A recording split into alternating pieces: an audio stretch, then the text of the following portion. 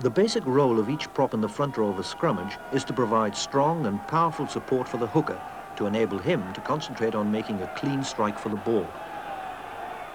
The loose head or left prop, the player who wears number 1 on his back, has perhaps the more difficult role to perform. As a loose head, your responsibility is to ensure that your hooker can see the ball, and to do this requires a combination of strength and technique to keep your side of the scrum high enough. To achieve this, you need to get the back of your head and neck underneath the breastbone of your opposite number, the tight head prop. The position I would like to be in is my head underneath the tight head's chest and a nice wide leg base, which is the power of the body and a nice channel for the hooker to strike in. It's very important when entering a set scrummage that your lock in your flanker on your side is very, very tight. Scrummaging isn't a front row or a second row, it's an 8-man thing. And to stop me splitting or being pulled away from my second row, I need the flanker tight on the behind.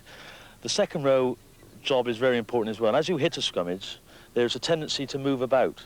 What I'm looking from my second row is as I hit the tight head, I've got a secure base behind me. On our own ball, it's important for the tight head to lead in first, to get that initial contact and to give the hooker an advantage.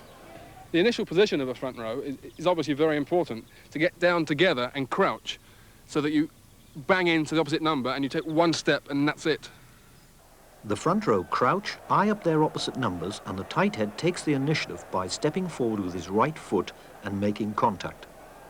From then on, you can adjust the position of your feet either to push the opposition on their ball or prevent them from pushing you on your ball.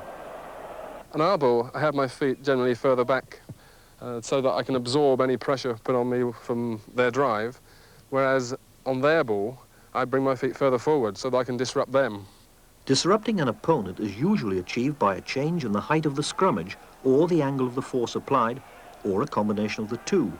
If you're not comfortable, it's extremely difficult to produce effective scrummaging.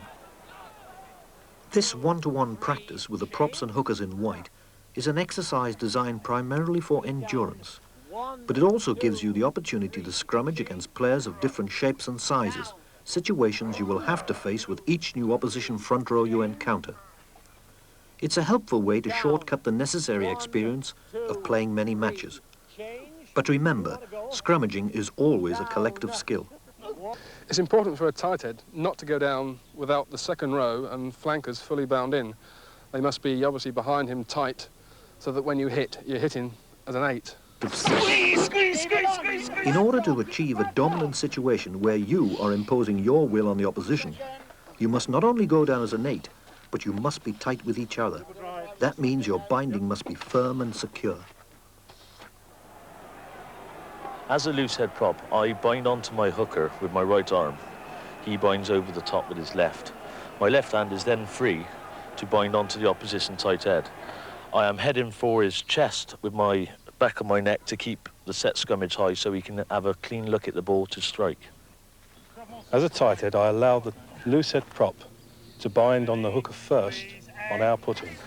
I lock his arm in place with my hand and take up a low position in the scrum. We do this so as to redirect the push from the opposition away from our hooker, in that way allowing him a clear strike at the ball.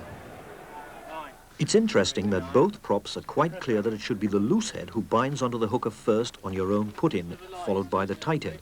But remember, it is the tight head who engages his opposite number first.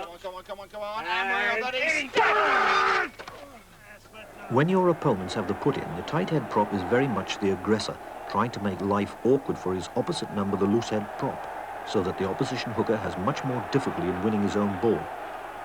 It's only after considerable effort here that France win their own ball and manage to control it. Thanks for taking the time to watch this video. We hope you can join the exchange and bring your team together.